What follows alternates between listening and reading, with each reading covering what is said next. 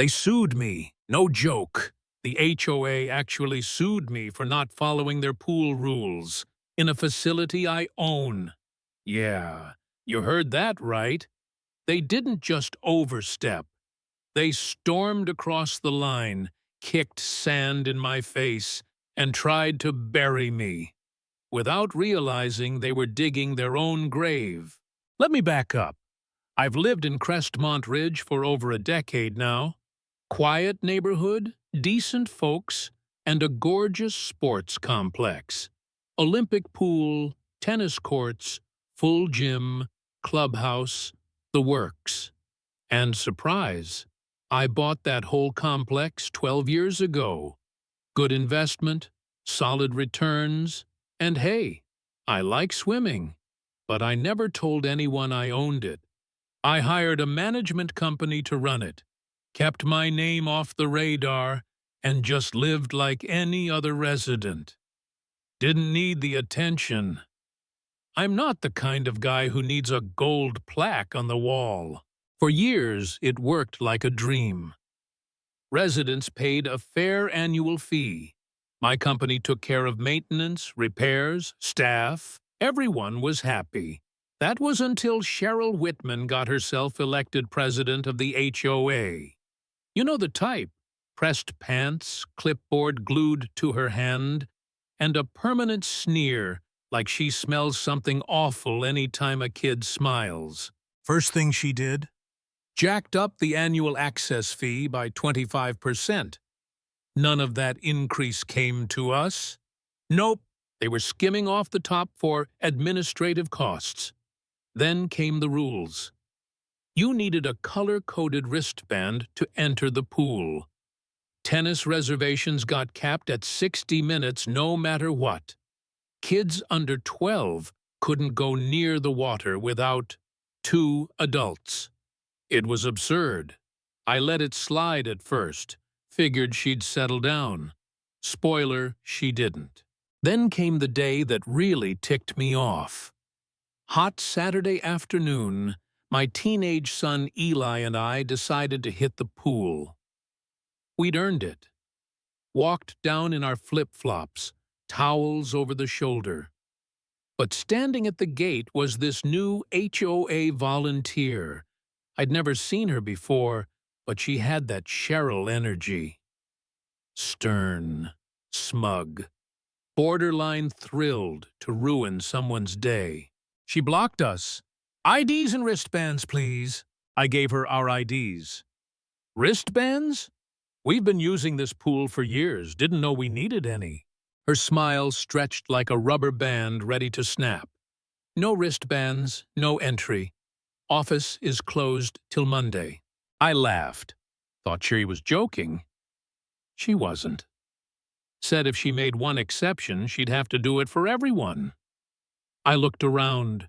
Other families were lounging poolside, sipping lemonade with their little orange bracelets glowing in the sun. How'd they get theirs? I asked. They planned ahead, she snapped, practically purring. Eli tugged my arm, trying to keep me from blowing up. I didn't want to make a scene. Not yet. We walked away. But then I heard her mutter, "Some people think the rules don't apply to them."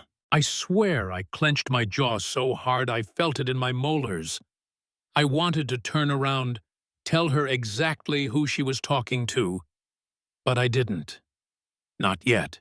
Monday morning, I went to the HOA office. Guess who I found sitting behind a big oak desk like she ran a Fortune 500 company? Cheryl herself. "I understand you had trouble at the pool," she purred. "Yeah, trouble caused by your new rules that no one knew about," I said, keeping my voice steady. She slid over a newsletter. Tiny font, buried paragraph 3, a single sentence about wristbands. Oh, and they cost $20 each. I blinked. "You're charging residents extra to use a pool they've already paid to access? Cash or check?" she chirped. I was burning inside, but I paid. Got the damn wristbands. Took Eli back the next weekend. Same gatekeeper. Same smug expression. Until we flashed our new bracelets. Her face fell like a wet cake. Thought that'd be the end of it.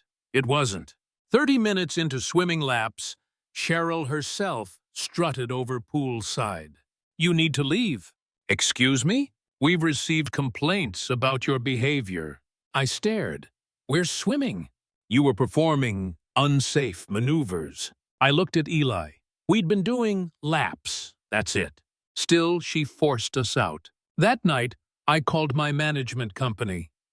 They'd been receiving similar complaints from residents, being denied access over towel colors, shoe styles, even water bottle types.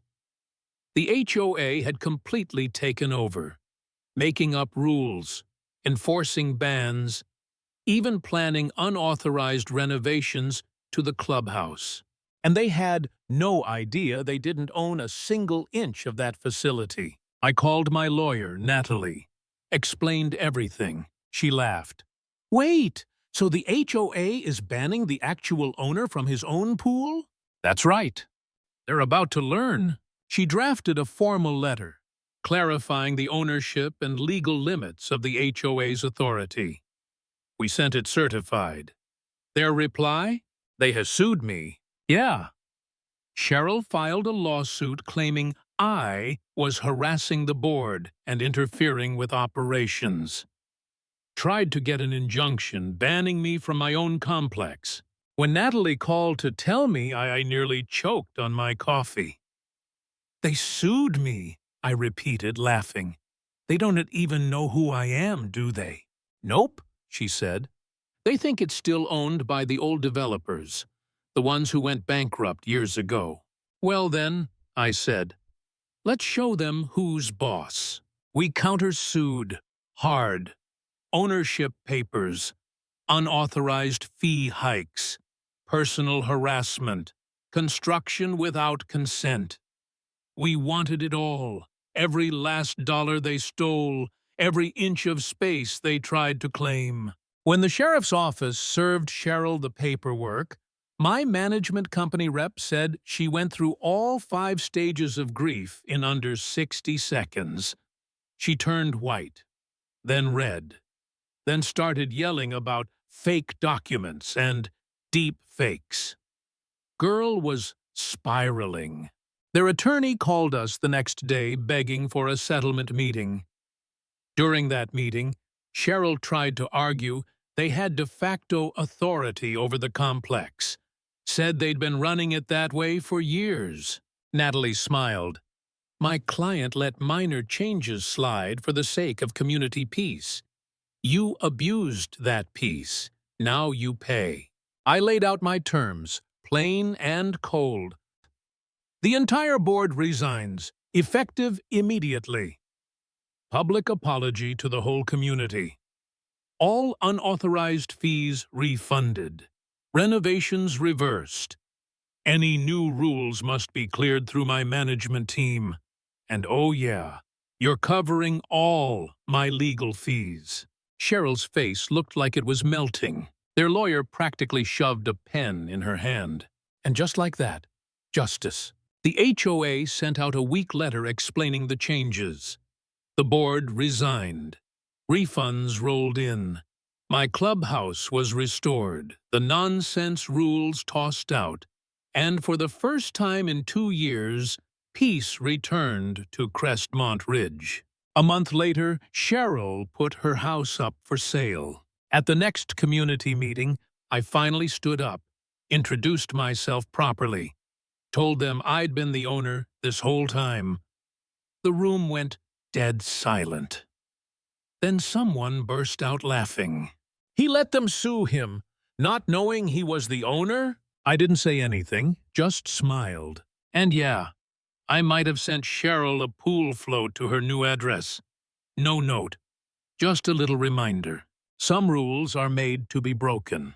Justice or just revenge?